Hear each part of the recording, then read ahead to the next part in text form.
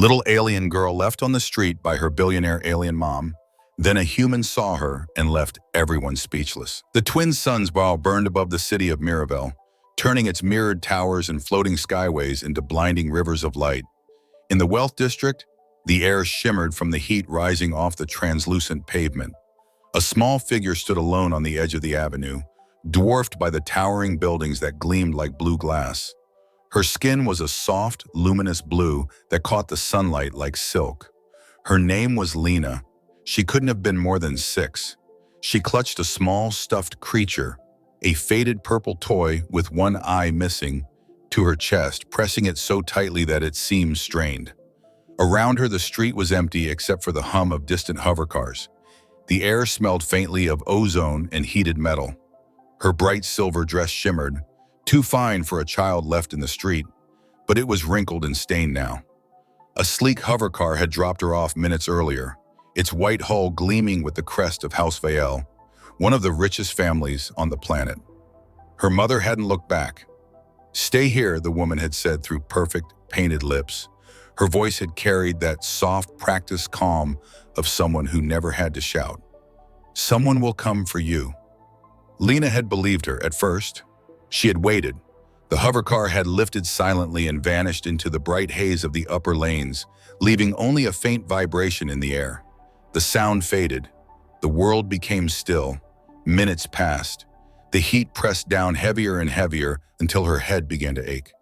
She sat down on the curb, clutching her toy. "She's coming back," she whispered to it. "She has to." But even as she said it, she knew it wasn't true. Her mother, Kira Vaiello, was one of the wealthiest industrialists in the quadrant, owner of Vael Systems, a conglomerate that manufactured mining drones and luxury ships. Kira was admired, envied, feared, but never loved. To her, emotions were inefficiencies. When Lena's father had died in a skycar crash 2 months ago, Kira hadn't shed a tear. Instead, she had hosted a gala that very evening to announce a new merger. Lena remembered the flashes of cameras, the tall guests with glittering eyes, and her mother's hand, cold as glass, resting briefly on her shoulder. When the merger was finalized, the child became an inconvenience. Now, under the blinding suns, Lena sat in her mother's world and realized she was not part of it. A low hum approached. She looked up. A cargo tram was gliding down the lower track, its magnetic couplers buzzing faintly. It was an industrial vehicle, grimy and weathered, with a line of metal containers trailing behind. The driver was human, which was rare in this part of the city. Humans weren't usually seen in Mirabel's high sectors. They worked in the factories below, hauling supplies, repairing infrastructure, doing the things the blue-skinned citizens no longer wanted to do themselves. The man slowed the tram as he spotted her, a tiny blue child sitting alone on a sun-baked street in a district that had never known dirt. He cut the engines and climbed down. His clothes were work-stained, his boots heavy with dust from the cargo yards. His skin was bronze and weathered, his dark hair streaked with silver despite his youth. His name was Jalen Cross, a maintenance hauler and part-time repairman for the orbital freight companies. He looked around, expecting a parent or servant to appear. None did. "Hey," he said softly. His voice had a rough kindness to it, the kind that came from someone who had seen more than he'd ever talk about. "You lost?" Lena didn't answer. She hugged her toy tighter. Jalen took a slow step closer, careful not to startle her. "It's too hot to be sitting out here." "Where's your family?" "My mom," she murmured. Her voice was barely a breath. "She's coming back." He followed her gaze down the long, empty avenue. The air shimmered. Nothing moved. "How long you been waiting?" he asked. She pointed at the smaller sun's position in the sky. It was already descending toward the horizon. Jalen's chest tightened. That meant she'd been there for hours. He crouched down, meeting her eyes. They were a pale, luminous blue, the kind that reflected light like glass. She had the delicate, symmetrical features of her kind, but streaked with dirt and tears. "What's your name, kid?" "Lena," she said. "Lena Vael." Jalen froze. Even a hauler who lived below the cloud line knew that name. Vael Systems was everywhere. The mining suits his co-workers wore, the drones that carved through asteroid belts, the massive orbital platforms that ferried ore across the system. Her mother wasn't just rich. She was practically royalty. He glanced at the child's thin shoes and the faint burn marks on her pale blue skin. No guards, no attendants, no care. "Did she say someone was coming for you?" he asked carefully. Lena nodded. "Do you believe her?" After a long silence, the girl shook her head. Jalen sighed. He pulled the water canteen from his belt and offered it. "Small sips. Don't gulp it." She hesitated, then took it with trembling fingers. The water was lukewarm, but she drank it as if it were liquid light. When she handed it back, her eyes were wide with gratitude. "You got anyone else?" he asked. "Family?" "No," she said. "My daddy's gone. My mom doesn't want me." Her voice broke at the end. Jalen's jaw tightened. He looked at the empty horizon again. He knew what leaving a child out here meant. The upper city wasn't safe for long after dark. Not with scavengers, drones, or the city's patrol enforcers who didn't like humans lingering where they didn't belong. "All right," he said finally, his voice steady. "You can't stay here. You're coming with me." She shrank back slightly. "My mom said humans are dangerous." He gave a small, sad smile. "Some are. Some aliens are too, but I'm not one of them." He extended his hand. It was rough, calloused, with streaks of engine oil still on his skin. She stared at it for a long time before slowly placing her tiny blue hand in his. "Good choice," he said quietly. He lifted her into the tram, setting her gently on the co-pilot seat. The machine creaked as it came alive again, gliding smoothly down the freight lane toward the lower sectors. The towers thinned as they descended, giving way to older, grittier structures. The air cooled slightly, and the city's hum deepened into the sound of machinery and life. Lena watched out the window, eyes wide. The world below was messy, pipes, steam vents, people walking, voices echoing. It was alive in a way her mother's estate had never been. She looked back at Jalen, who was focused on piloting through the maze of cables and conduits. "Where are we going?" she asked. "My place," he said. "It's small, but it's safe." His quarters were near the freight bay, a converted storage module welded to the side of a supply tower. It wasn't much: a cot, a kitchen unit, a narrow window showing the cargo yards below. But it was clean, organized, and smelled faintly of coffee and ozone. He set a small meal on the table, Nutri-bars and a piece of fruit. "Eat up." Lena hesitated again, but hunger overpowered caution. She ate quietly while Jalen checked his comm terminal. News feeds blared headlines about Vial Systems expanding off-world operations. Kira Vael's flawless face dominating the screen. Jalen muted it quickly. When Lena finished eating, she looked up at him. "Are you going to take me back? To her?" Jalen shook his head. "Not a chance, or used to." Lena blinked. "Then what will happen to me?" "We'll figure that out tomorrow," he said. "For now, you rest." He gave her one of his clean shirts to wear, rolled up the sleeves, and set up a spare blanket for her on the cot. As she lay down, she looked at him sleepily. "Why are you helping me?" Jalen paused, then said softly, "Because someone should have."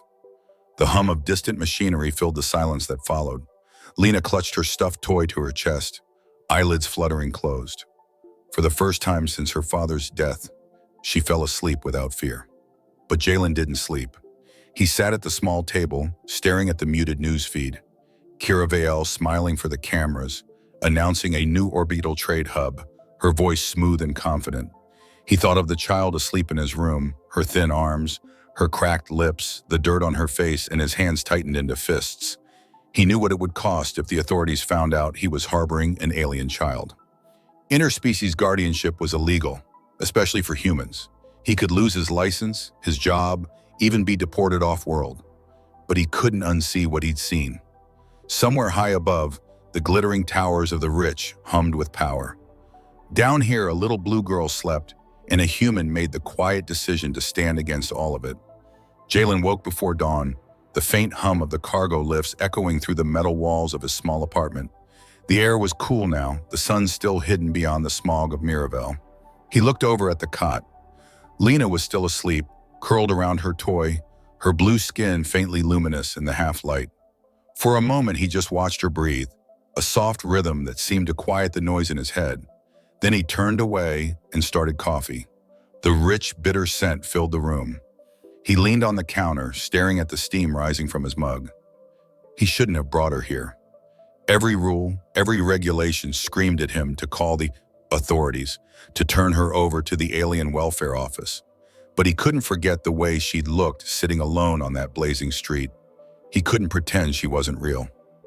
A small voice interrupted his thoughts. Does that smell food? He turned to see her sitting up, rubbing her eyes. Her voice was rough with sleep. Sorta, he said. It's called coffee. Too bitter for you, though. He slid a plate toward her, some leftover bread and a small piece of fruit. She ate quietly, her manners careful, almost formal, like she'd been raised among servants rather than family. You sleep okay? He asked. She nodded. It's quiet here. That's one way to put it. He smiled faintly. You said your mom's name was Vielle. Lena nodded again as she builds ships. Big ones. Everyone knows her. Yeah, Jalen said, his tone flat. Everyone does. He hesitated, then asked, You got any idea why she left you there? The question hung in the air. Lena looked down, twisting the ear of her toy. She said I make people uncomfortable. That I ask too many questions. She said, I'm not like her. Her small voice cracked. I think she wishes I wasn't born. Jalen felt something heavy settle in his chest. She's wrong, he said quietly. She's dead wrong. He cleared his throat. Finish eating. We've got to figure out what to do. After breakfast, Jalen opened his comm terminal again. News feeds still showed Kira Vielle smiling on the steps of some marble building, surrounded by reporters. He scrolled past it and opened the city database, searching for anything about guardianship protocols. The laws were even worse than he remembered. Humans couldn't legally adopt or harbor alien minors without state approval. Even temporary custody required certification that most humans could never get. You looking for something? Lena asked, patting over in his oversized shirt. Just checking how much trouble I'm in, he said, trying to sound light. Can I help? Yeah, he said, handing her a wrench from the workbench. You can tighten that valve before it leaks again. She frowned in concentration, her small hands twisting the metal. Jalen watched her for a moment, then went back to the terminal. His comm pinged suddenly. A system alert. Someone had accessed the district's surveillance grid. He frowned. That usually meant one thing. Someone was looking for something or someone. He shut the terminal down fast. Lena, he said sharply. She froze. Get your shoes on. We're going out the back. She didn't argue. He packed a small satchel, some food, water, a few credits, and ushered her down the maintenance corridor behind his quarters. The air there was thick with the scent of oil and damp metal. They emerged into the freight tunnels, where daylight barely reached. Cargo drones hummed along the tracks, carrying crates toward the central hub. Are we running away? Lena whispered. We're just not being found, he replied. They slipped through the tunnels, keeping close to the shadows. Jalen knew the routes by heart. He'd worked them for years. They stopped near a broken lift where he kept spare parts and tools. Rest here, he said. We'll wait until shift change. Lena sat on a crate, her feet dangling. Are the blue people coming to take me back? She asked. Maybe, he said honestly, but I won't let them. You could get in trouble. Wouldn't be the first time. He smiled faintly, but his stomach was tight. He had to think ahead. They couldn't stay underground forever. Someone would notice. The city was too connected, too monitored. He needed help, but he had no one he could trust. Not until a familiar voice echoed through the tunnel. Jalen Cross? It was female, firm, but calm. He turned. A tall, blue-skinned woman stepped into view, her posture poised and deliberate. Her eyes were a pale silver that caught even the faintest light. She wore a dark gray coat marked with the insignia of the Department of Interspecies Relations. Who's asking? He said, moving slightly in front of Lena. Saris Vaughn, she replied. Deputy Director. We need to talk. He didn't move. About what? About the child you took in. Lena clutched his sleeve, her eyes wide. Saris noticed. Her expression softened. You're not in danger, she said, lowering her voice.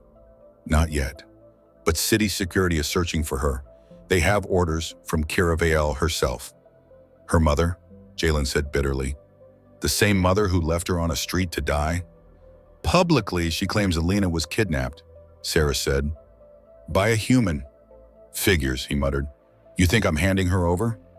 No, Sarah said. I think you're smarter than that. Which is why I'm here before security finds you. I can help, Jalen hesitated. There was something in her tone, not pity, not condescension, but conviction. Why would you help us? He asked. Because the law is wrong, she said simply, and because I've spent years trying to change it. She glanced at Lena. But if they catch you with her, they'll make an example of both of you. Come with me. I can get you somewhere safe. Lena looked up at him, her fingers gripping his arm. Can we trust her? He studied Sarah's face. Her calm gaze didn't waver. I don't know, he said, but I think we're out of options. They followed her through a network of old service tunnels that eventually opened into an upper-level transit bay. A sleek transport waited, its hull painted matte gray. Inside, the air was cool and faintly perfumed. Lena pressed her face against the window as the craft lifted, watching the city sink away beneath them. You live up there? She asked. For now, Sarah said. I work in the administrative spire. It's complicated. Jalen sat across from her, arms crossed. You know what'll happen if they trace me here? They won't, she said. I scrubbed your ID tag when I found your name in the system logs. You're clean for now. You found my name that fast? That's my job, she said evenly. The craft docked at a private platform attached to a tall residential tower overlooking the upper district. Inside, her apartment was spacious and full of soft light. Walls of translucent panels shifted color slowly, echoing the sky outside. Lena's small reflection glowed in them like a piece of living art. You should be safe here, Sarah said. No one will think to look in the home of a government official. Jalen set the satchel down. You really going to risk your career for this?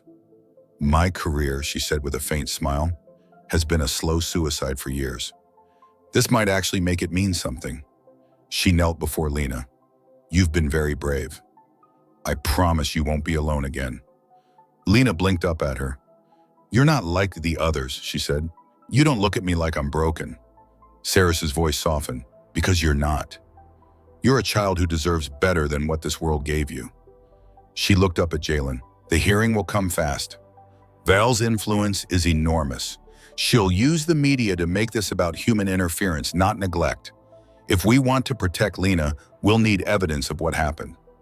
You mean proof she abandoned her, Jalen said. Exactly. Witnesses, footage, anything. I have contacts, but Kira's people will move quickly to erase everything. Jalen nodded slowly. Then we move faster. Sarah studied him for a long moment. You're not like most humans I've met, she said. Most would have walked away. Most didn't see her sitting there, he replied. Sarah smiled faintly. That may be the difference. As the suns dipped behind the horizon, the city lights flared alive in shades of blue and white. Lena sat on the balcony, watching the glowing skyways crisscross the skyline, her small hand clutching the toy against her heart. Inside, Jalen and Sarah stood in quiet conversation, plotting what to do next, unaware that a surveillance drone hovered far below, its lens fixed on the window, already transmitting their location back to the Vale estate. The drone's lens flickered red, transmitting streams of encrypted data toward the Vale estate. In her high-rise tower, Kira Vale watched the feed with detached precision. The image stabilized on her daughter sitting beside a human man in a mechanic's shirt and a blue-skinned woman with government insignia. Kira's lips curved in the faintest trace of disdain. Predictable, she murmured. She turned to her security chief, a towering figure with polished metal implants glinting under the lights. Issue a retrieval order. Quietly, I don't want this turning into a scandal. Not yet. The chief inclined his head. And the human? Contain him, Kira said, discreetly. Back in the apartment, Saris was reviewing holographic reports projected above the glass table, lines of text and data symbols dancing across the air. Jalen paced the room, restless. The silence stretched until Lena looked between them. You're both so serious, right? She said softly. Sarah smiled faintly. We're just thinking of the best way to keep you safe. Will my mom be mad? Lena asked. She'll be furious, Jalen said before catching himself. But that's not your fault. Saris looked up. He's right.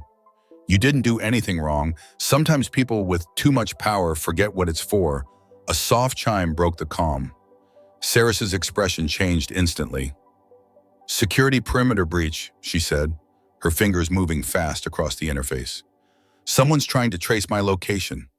The glass walls darkened automatically, shifting to opaque. Jalen grabbed his jacket. They found us? Not yet, she said, but they will. She turned toward Lena. We need to move again. The lights flickered. Somewhere below, the faint thrum of propulsion engines echoed against the tower's structure. Saris's jaw tightened. They're using pursuit drones. Kira must have deployed private security. You've got to be kidding, Jalen muttered. She's rich enough to buy half the planet. Why would she chase her own kid? Because she doesn't want witnesses, Saris said grimly. She shut down the console and gestured toward the back of the apartment. There's a maintenance shaft. It leads to the transport conduits below the spire. We can use the service lifts to reach the mid-level docks. They moved quickly. The lift tube was narrow, lined with faint blue lights and humming with the pulse of the building. Lena clung to Jalen's arm as they descended. When the door opened again, the air smelled of metal and coolant. The corridor beyond was dim, crowded with cables and pipes. Stay close, Saris said. Once we reach the docks, I can call in a favor. From who? Jalen asked. Someone who still believes the law should protect the innocent. They didn't make it far before the sound of mechanical boots echoed from behind. Jalen turned to see two armored figures advancing, their visors glowing white. Vial security, Saris hissed. Down that way! They sprinted through the corridor, weaving between machinery. Blaster bolts cracked against the walls, scattering sparks. Jalen ducked low, shielding Lena with his body. Go! Go! He shouted. Saris drew a compact plasma pistol from under her coat, firing short bursts that scorched the air with electric light. One of the guards dropped, armor smoking. The other ducked behind a support column and called for reinforcements. They burst through an access door into a maintenance hangar where rows of old transport pods sat dormant. Jalen scanned the room. You can fly one of these? Saris asked, panting. I fixed them for a living, he said, already climbing into the nearest pod. He powered up the controls, fingers flying over the old analog switches.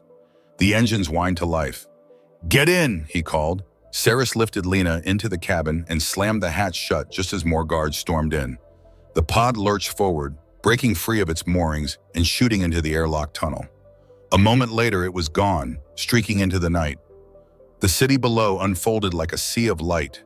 Air traffic lanes curved between towers like ribbons of fire. Alarms echoed faintly behind them. Saris leaned over Jalen's shoulder. We can't go to the lower city.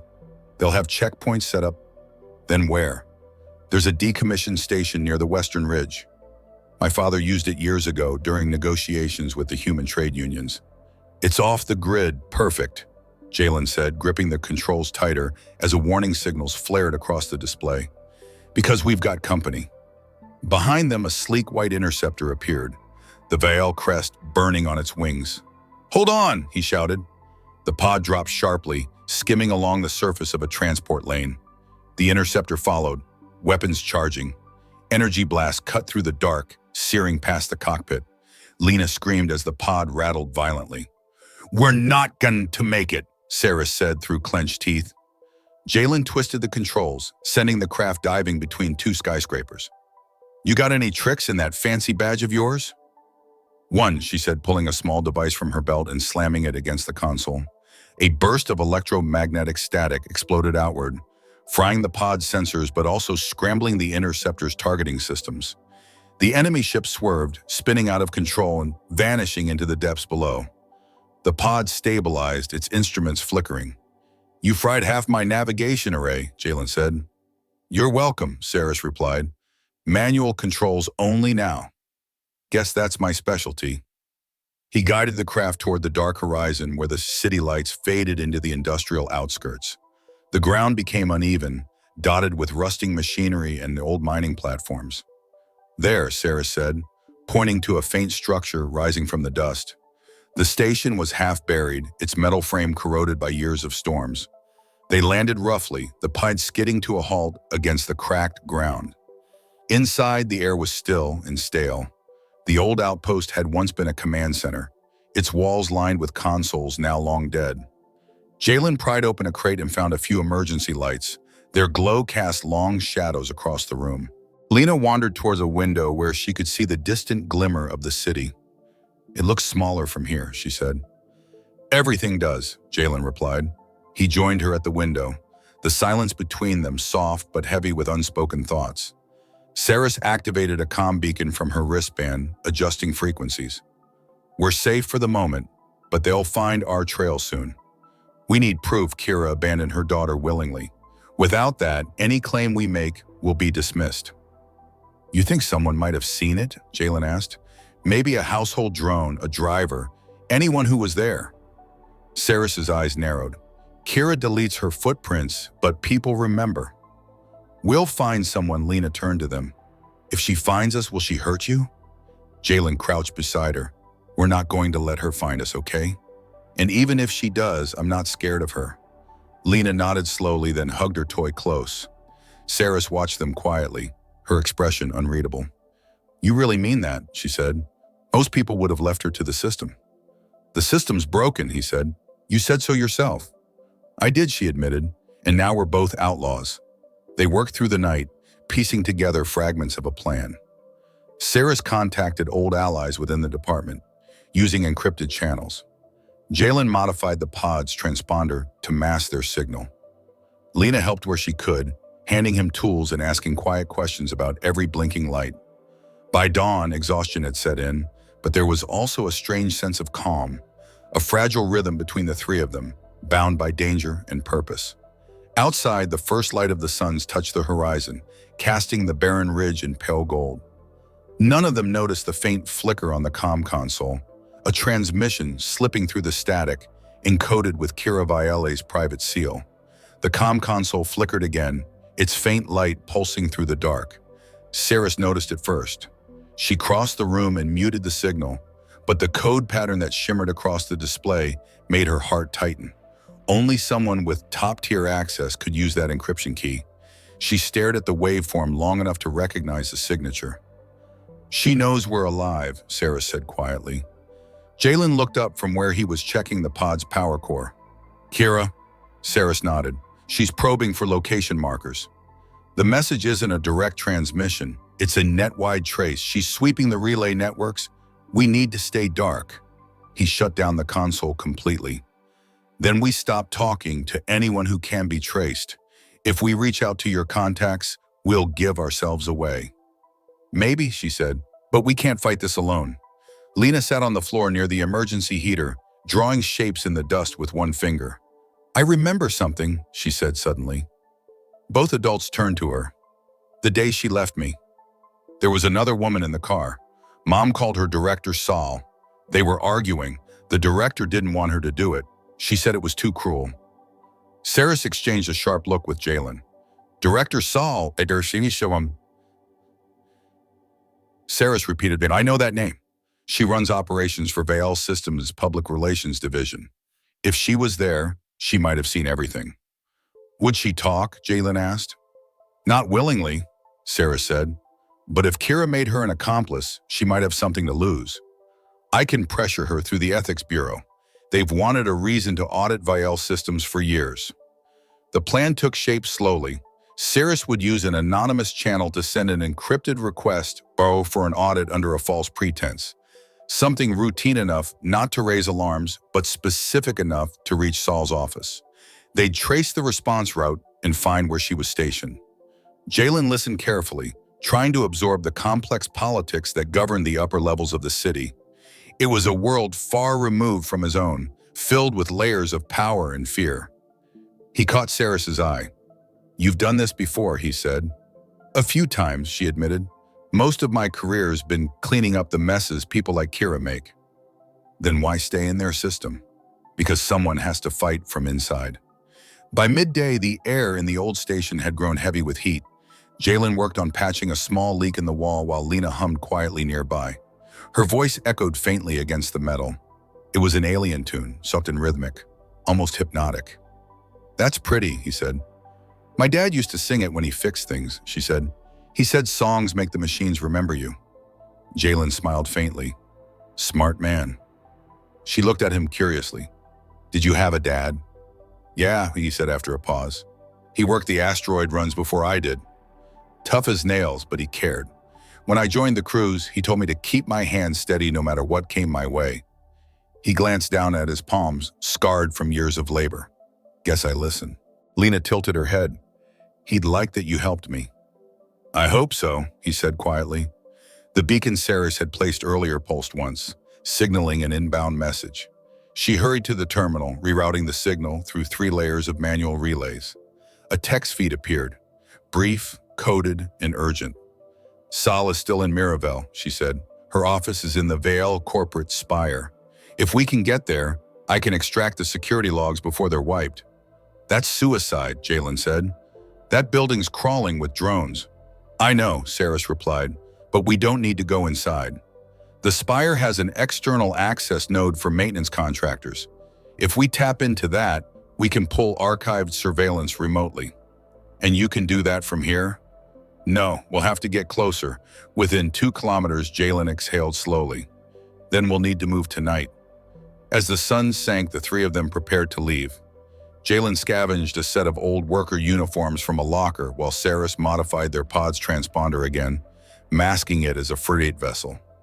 Lena watched silently as they worked. When they were ready, Jalen crouched beside her. You remember what I said about staying quiet when I tell you? She nodded. Good. This won't be like the last run. We can't outrun them if they catch on. She reached up suddenly and hugged him. He froze for a moment, then wrapped an arm around her shoulders. I'll keep you safe, kid, he whispered. The flight back toward the city was long and tense. They flew low through the industrial corridors where the sky was a constant haze of exhaust and neon. Below them, the undercity sprawled like a labyrinth of light and shadow. 2 clicks to the spire perimeter, Saris said, reading the scanner. We'll land here. They sat down on a cargo platform beneath an overpass, hidden from the main traffic lanes. The air smelled of fuel and rain. Saris unpacked her interface rig, a compact unit of shimmering wires in a crystalline data core. Give me 5 minutes, she said, connecting the device to a power conduit. If Sal's office logged anything that day, it'll be buried in the deep archives. Jalen stood watch near the edge of the platform, scanning the lanes for patrol lights. Lena sat beside him, her legs swinging over the ledge.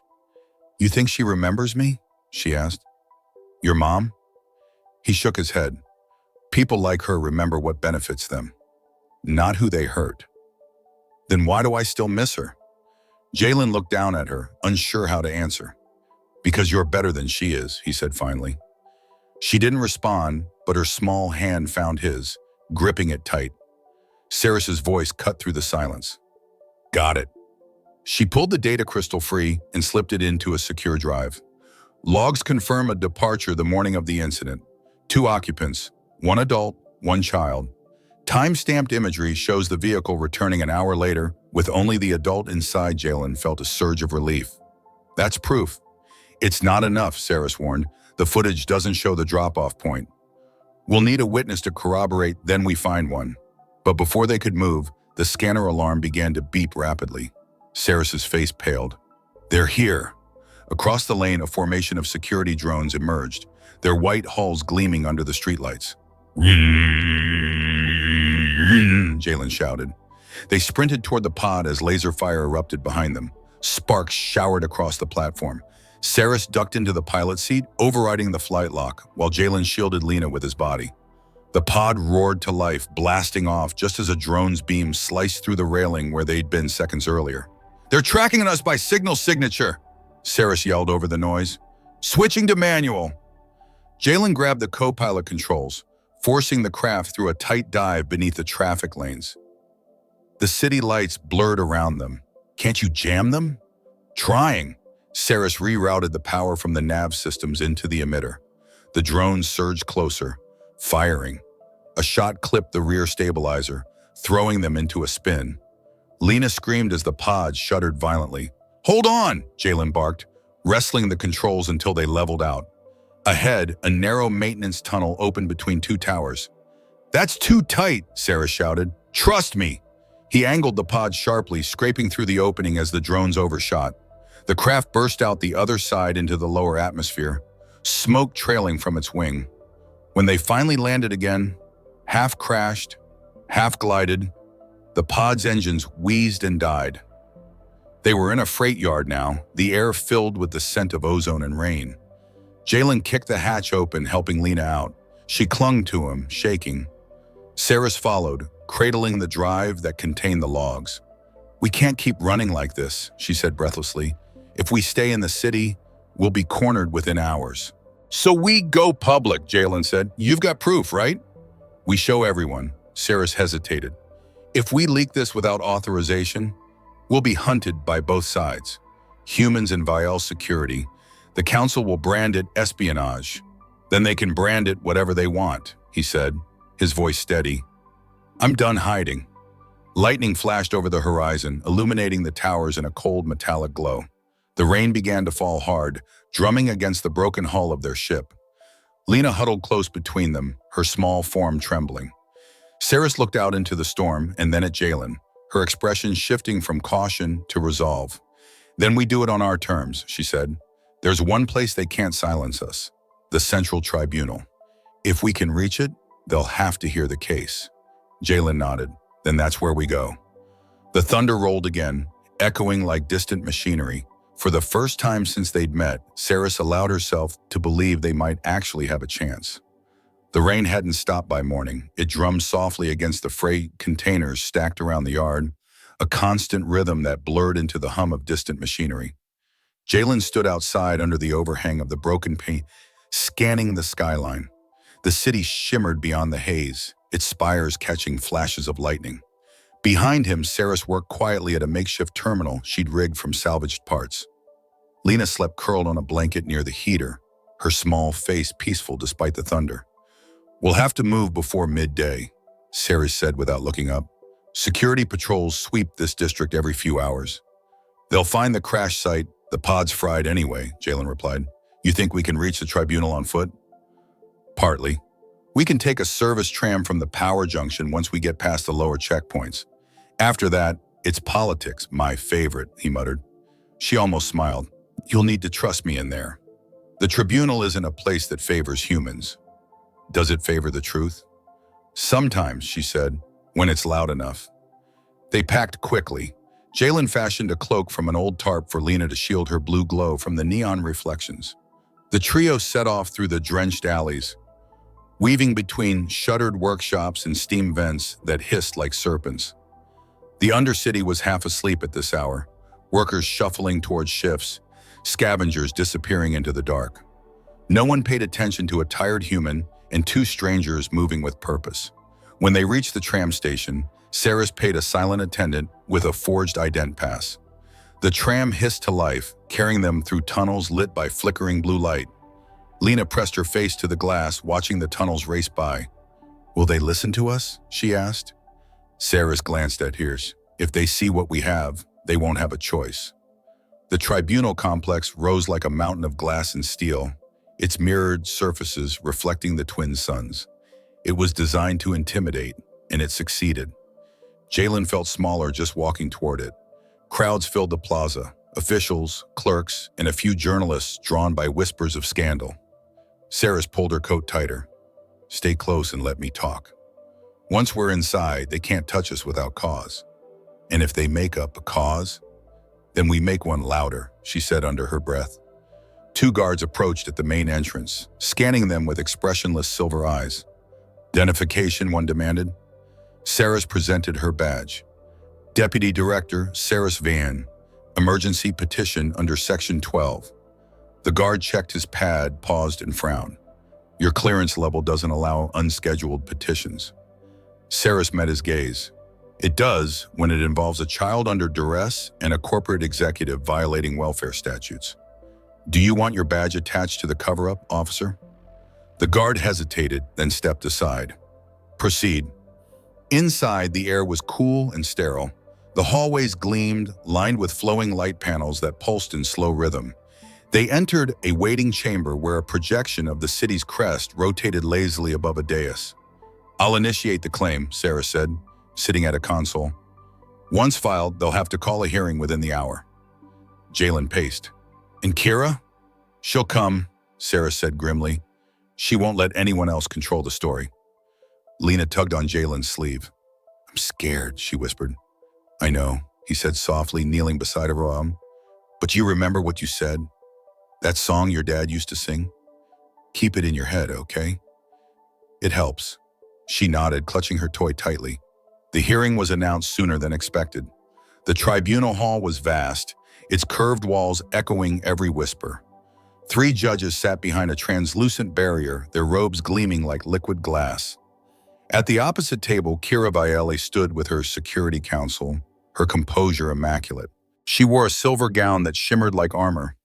When her gaze met Jalen's, it was like ice, polite, poised, lethal. Sarah spoke first, her voice calm but carrying. Members of the tribunal, we submit evidence of abandonment, coercion, and unlawful retaliation. The child, Lena Viale, was left unattended by her mother on the 11th day of the 5th cycle, in violation of Article 8 of the Welfare Charter. She placed the drive on the table. The data crystal contains corroborating logs from Viale Systems' own archives. The judges conferred in hushed tones, one leaned forward. And your authority to represent this claim? Deputy Director of Interspecies Relations, acting under emergency protection clauses. Unusual jurisdiction, the judge said, but permitted under precedent. Kira's counsel rose. With respect, this is absurd. The child was taken from her home by a human worker with a record of violations. My client acted under fear for her daughter's safety. Kira folded her hands elegantly. I grieved my husband's death, and then my daughter was stolen by a stranger. This, she gestured toward Jalen, is the man responsible. A murmur spread through the hall. Jalen's fists clenched, but Saris laid a hand on his arm. Let me, she whispered. Then to the judges, we have the transport logs showing otherwise. 2 occupants departing the estate, 1 returning. No record of an abduction. The holographic footage flickered to life, showing the sequence. Gasps rippled through the crowd. Kira's expression didn't change. Deepfakes, she said smoothly, generated by the human sector to smear me. It's a pathetic attempt. The judges whispered again, uncertain. The lead judge turned. You will both have the opportunity to present witnesses. We will reconvene after verification. They exited into the corridor. Saris exhaled slowly. She's stalling. The longer she delays, the more time her team has to corrupt the records. Then we find someone she can't silence, Jalen said. That woman Lena remembered.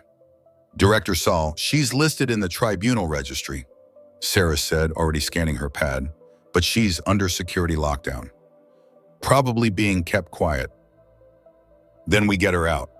You're suggesting infiltration? You got a better idea? Saris hesitated, then shook her head. No, but if we're caught, it won't be prison. It'll be execution. Guess that's incentive to do it right, Jalen said. The faintest smile tugged at her lips. You really don't know when to quit, do you? Not when a kid's life's on the line. They waited until nightfall. The tribunal's outer towers were easier to bypass than the estate walls had been, but only barely. Saris led the way through maintenance shafts, her fingers flying across the locks.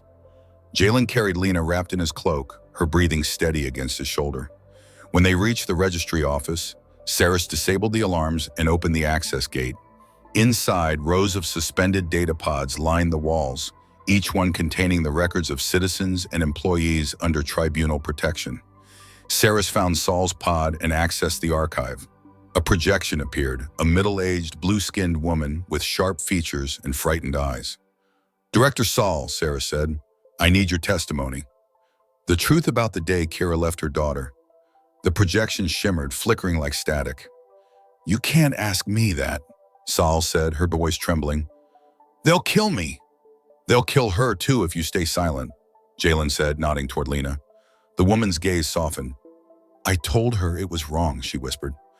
I told her she couldn't just leave the child. She said it didn't matter, that the scandal would ruin her empire if people saw her weakness. You saw her abandon Lena? Saris pressed. Yes, I saw her drive away. She told me to delete the footage, but I kept a copy. It's hidden in the archive logs. Where, by? Under my personal encryption key, code word verdant. The image glitched again. They're tracking this feed. You have to go. The projection vanished. Alarms began to wail. They traced us, Sarah said. Grab the data and move. Jalen snatched the drive from the console as the quarter lights flared red. They sprinted through the maintenance ducts as guards poured into the registry wing. Plasma fire lit the metal walls, the air hot and sharp with ozone. Left, Sarah shouted. They ducked through an emergency hatch, slamming it behind them. The shaft led straight into the drainage conduits below the tribunal. Water roared beneath their feet as they ran. Lena clung to Jalen's back, silent but unafraid now. They burst out into the storm, rain washing over them in sheets.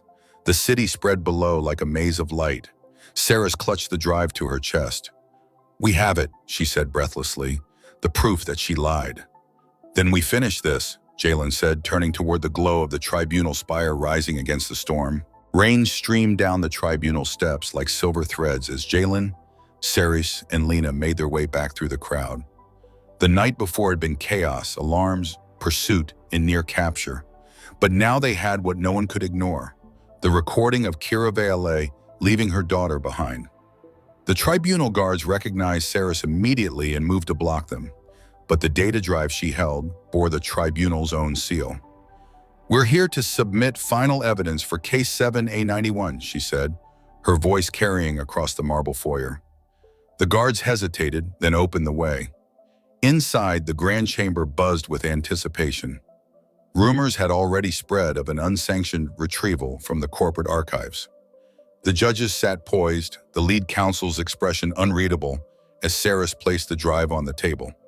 Play it, he commanded. The projection flickered to life in the center of the hall.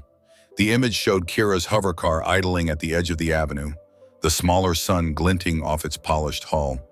A child's voice could be heard faintly, Lena asking if her mother would come back. Then came Kira's cold reply, every word sharp and deliberate. Stay here. Someone will take care of you. The car lifted, turned, and vanished into the white light, leaving the little blue figure alone on the curb. Gasps filled the chamber. Kira stood frozen for an instant before her composure returned. Fabricated, she said coolly. It's an edited splice. You have no context. Context is clear enough, Sarah said. You left her today. The judges whispered among themselves. One of them leaned forward. Director Valle, do you deny this footage originates from your private vehicle? Kira hesitated, then deflected. Even if it were true, the child was unsafe in my care. She required specialized supervision. So you abandoned her rather than seek aid? The judge pressed. Kira's eyes hardened. I did what was necessary for the good of my house. Her voice broke through the whispers like a blade. And I will not be judged by those who understand nothing of legacy. Jalen stepped forward before Saris could stop him.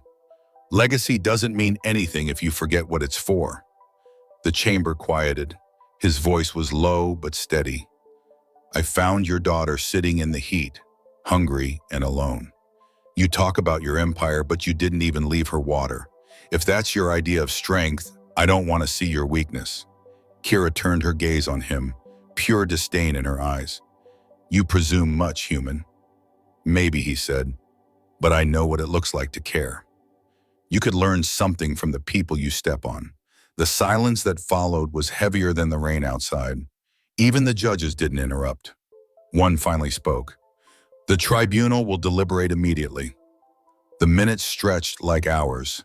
Kira stood motionless beside her counsel, her polished image fracturing beneath the weight of every whisper. Sarah stayed close to Lena, her hands steady on the girl's shoulder. Jalen sat at the far end of the chamber, staring at the marble floor. When the judges returned, the lead counsel spoke plainly. The evidence is clear.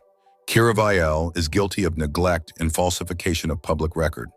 Her assets and authority within Valle systems will be seized pending redistribution under welfare oversight. Custody of the child will be transferred to provisional guardianship under the Department of Interspecies Relations. Saris bowed her head. Lena looked between them, her voice small. Does that mean I can stay? Yes, Sarah said softly. You can stay.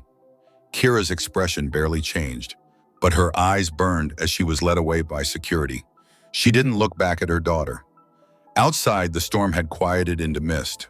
The plaza was nearly empty now, save for a few reporters murmuring into recorders. Jalen stood under the tribunal arch, watching the light break through the clouds. Saris joined him. "It's over," she said. "For now." "You think they'll keep their word?" he asked. "The council has a reputation to protect. They won't risk losing it over a child." She looked at him then, her eyes tired but warm. "You could have walked away at any point." "Didn't feel right," he said. She smiled faintly. "You know, I could use someone like you in the department. Someone who sees people instead of rules." He chuckled. "I fix machines, not politics." "Machines can be repaired," she said. "So can systems." He glanced toward Lena, who was crouched by the edge of the steps watching raindrops slide across the tiles. "Maybe we both could." Weeks passed. Mirabel shifted quietly under the weight of scandal. Kira's empire fractured, its holdings redistributed among smaller guilds. For the first time in years, the city's upper towers opened their gates to human contractors under fair contracts. Jalen returned to work repairing orbital trams, but he no longer lived alone in a small room above the freight yard. Saris had arranged official guardianship papers, and Lena's name was listed alongside his. She went to school now, her blue skin no longer marked by the loneliness of privilege, but by the brightness of curiosity. Some evenings she would visit the repair bay, sitting cross-legged on the floor, watching him work. One evening, as the suns dipped behind the horizon, Jalen finished tightening a panel and looked over his shoulder. Lena was humming again, that same song she had sung in the old station. The sound filled the air with something that felt almost like peace. Saris appeared at the doorway, her coat still damp from rain. "You're working late again," she said. "Old habits. You could at least pretend you were off duty." He smiled faintly. "Can't help it." "The quiet's good for thinking about what?" she asked. He glanced toward Lena, who was laughing softly at the sparks dancing from his welding torch. "About how something small can survive a world built to crush it," he said. Saris looked at the girl and nodded, and how sometimes the world changes because of it. Outside, the city lights shimmered on the wet streets, reflecting gold and azure.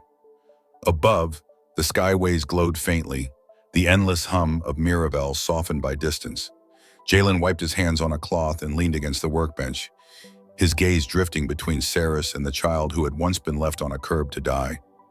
Lena looked up at them, her eyes bright. "Are we going home now?" she asked. Jalen smiled. "Yeah, let's go home." He lifted her onto his shoulders as Saris stepped beside them, the three of them walking into the soft light beyond the cargo doors. The city stretched before them, no longer cold, no longer unreachable, but alive with quiet promise. And for the first time since he had found her, Jalen felt that the world, despite all its brokenness, had finally done one small thing right.